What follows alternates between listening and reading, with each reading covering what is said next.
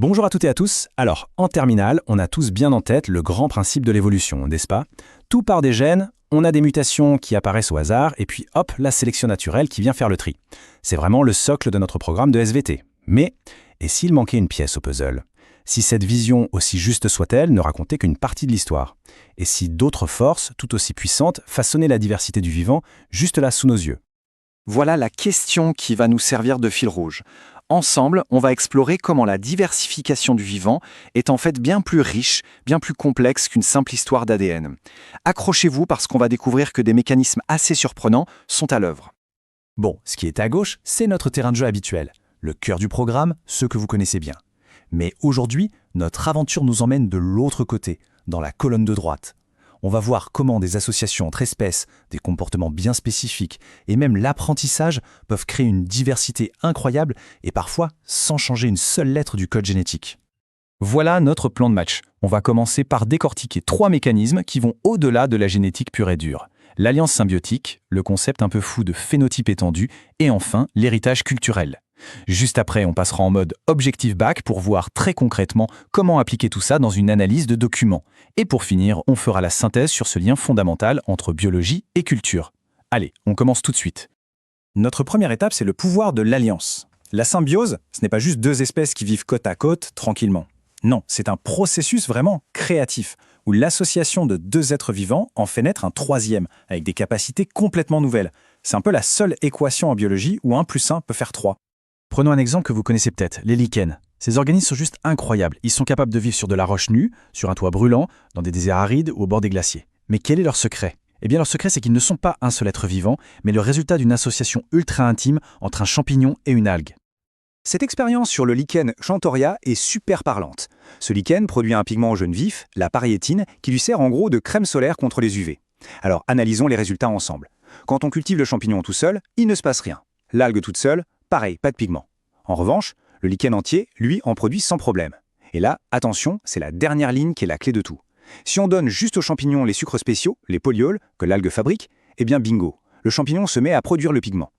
La paryétine, c'est donc une propriété émergente. Elle n'existe que grâce à l'association. Donc le point vraiment crucial à retenir, c'est que la symbiose n'est pas une simple addition de capacités, c'est une multiplication. L'association crée un organisme totalement nouveau, avec un phénotype unique, capable de conquérir des milieux où les 2 partenaires, séparément, ne survivraient pas. C'est une source majeure de diversification, complètement indépendante des mutations. On passe maintenant à un concept encore plus étrange, presque de la science-fiction, le phénotype étendu. L'idée est la suivante. Et si l'influence des gènes ne s'arrêtait pas à la frontière du corps, à la peau?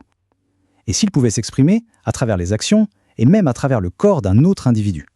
C'est le biologiste Richard Dawkins qui a théorisé ça. Pour lui, l'expression des gènes, ce n'est pas juste la couleur des yeux ou la taille. Ça s'étend à tout ce qu'un organisme fait et construit. Le barrage d'un castor, la toile d'une araignée, ou, comme on va le voir, la manipulation pure et simple d'un autre être vivant. Et voici un exemple absolument spectaculaire.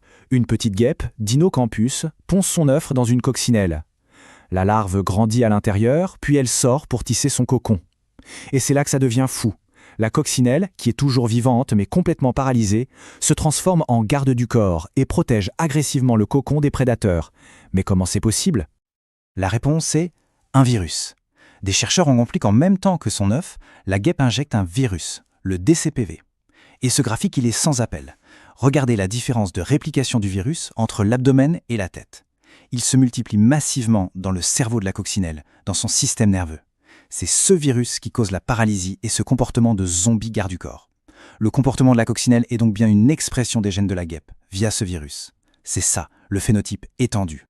Allez, 3e mécanisme, la culture. Et oui, la culture n'est pas réservée aux humains. On parle de culture chez les animaux pour désigner tous les comportements qui ne sont pas instinctifs, mais qui sont appris et transmis socialement, soit de génération en génération, soit entre copains. On distingue principalement 2 grandes autoroutes pour cette transmission. D'abord, la transmission verticale, des parents aux enfants. C'est le cas classique du jeune chimpanzé qui observe attentivement sa mère pour apprendre à casser des noix avec une pierre. Et puis il y a la transmission horizontale, entre individus de la même génération. L'exemple des baleines à bosse est génial. Une nouvelle technique de chasse a été inventée et elle s'est répandue comme une traînée de poudre dans toute la population en quelques années, juste par imitation. Ce qui est fascinant, c'est qu'on peut faire un parallèle entre les 2 types d'évolution. Regardez. Dans l'évolution biologique, l'innovation, c'est la mutation génétique. Dans l'évolution culturelle, c'est une invention, une découverte. La sélection naturelle fait le tri des gènes. La sélection culturelle, c'est l'adoption ou le rejet d'une pratique par le groupe. Et enfin, la transmission biologique passe par l'ADN, alors que la transmission culturelle passe par l'apprentissage et l'imitation. C'est un deuxième système d'évolution qui se superpose au premier. D'accord, tout ça est passionnant, mais la question qui brûle les lèvres, c'est comment je m'en sers pour le bac? Eh bien, on y vient. On va maintenant appliquer la méthode d'analyse de documents à un cas très concret. Voilà la méthode à maîtriser. C'est une recette en 4 étapes qui doit devenir un automatisme. Étape 1, on présente le doc. C'est quoi? Un graphique? Un tableau? Ça parle de quoi? Étape 2, on extrait les infos. On décrit ce qu'on voit, les chiffres, les tendances, sans interpréter. On reste factuel. Étape 3, et c'est le cœur du réacteur. On connecte ces données aux connaissances du cours. C'est là qu'on montre qu'on a compris. Et enfin, étape 4, on rédige une conclusion claire qui répond au problème initial. Allez, on met ça en pratique. Étape 1, je présente. On a un graphique en barre qui compare le comportement de bourdons naïfs face à une nouvelle technique pour trouver du nectar, selon qu'ils sont seuls ou avec des experts. Étape 2, j'extrais les données. Je vois que quand les bourdons naïfs sont entre eux, très peu explorent les trous déjà faits. Par contre, en présence de bourdons expérimentés, ils sont beaucoup plus nombreux à le faire. Le contact avec un professeur change donc radicalement leur comportement. Et maintenant, on passe à la rédaction, étapes 3 et 4. On commence par l'observation factuelle, comme on vient de le faire. Ensuite, on mobilise les connaissances. On explique que ce phénomène correspond exactement à la définition de la transmission culturelle horizontale. Le comportement se propage par imitation. Et enfin, on conclut. La diffusion de cette technique de vol de nectar est un exemple d'évolution culturelle au sein de cette population de bourdons, une évolution qui passe par l'apprentissage social. Vous voyez, c'est une démarche logique, rigoureuse et super efficace. Maintenant qu'on a exploré ces différents mécanismes, il est temps de tout remettre ensemble. Parce que la grande idée, c'est que la biologie et la culture ne sont pas deux mondes parallèles qui s'ignorent. Au contraire, ils sont en interaction constante et s'influencent l'un l'autre. L'invention de l'agriculture au néolithique en est un parfait exemple. C'est une innovation purement culturelle qui a complètement bouleversé le mode de vie humain, l'alimentation, la démographie, et cette révolution culturelle a eu des conséquences biologiques énormes en retour. Elle a par exemple exercé une pression de sélection qui a favorisé les gènes permettant aux adultes de digérer le lactose du lait. Cette étude menée à Taïwan est une preuve vraiment élégante de cette coévolution. Les chercheurs ont montré que plus deux groupes humains sont éloignés génétiquement, plus leur langue et leur musique traditionnelle sont différentes. Qu'est-ce que ça suggère? Que lorsque des populations humaines sont séparées, leurs gènes et leur culture évoluent en parallèle, un peu comme deux reflets de la même histoire. Donc, pour synthétiser, retenez bien ces 3 grands mécanismes non génétiques de diversification. D'abord, la symbiose, qui crée du neuf par association. Ensuite, le phénotype étendu, qui nous montre que l'influence des gènes va bien au-delà du corps de l'individu.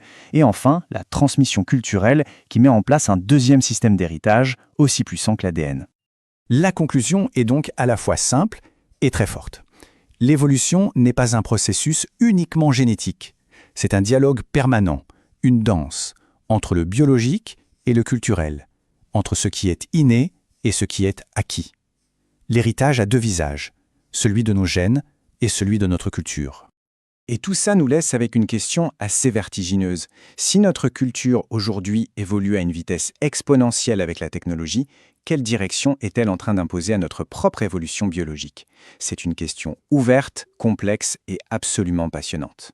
Voilà, j'espère que cette analyse vous a éclairé et vous aidera à préparer la spécialité SVT. Si c'est le cas, n'hésitez pas à laisser un like, à vous abonner pour les prochaines vidéos et surtout à la partager. Merci beaucoup de votre attention et à très bientôt.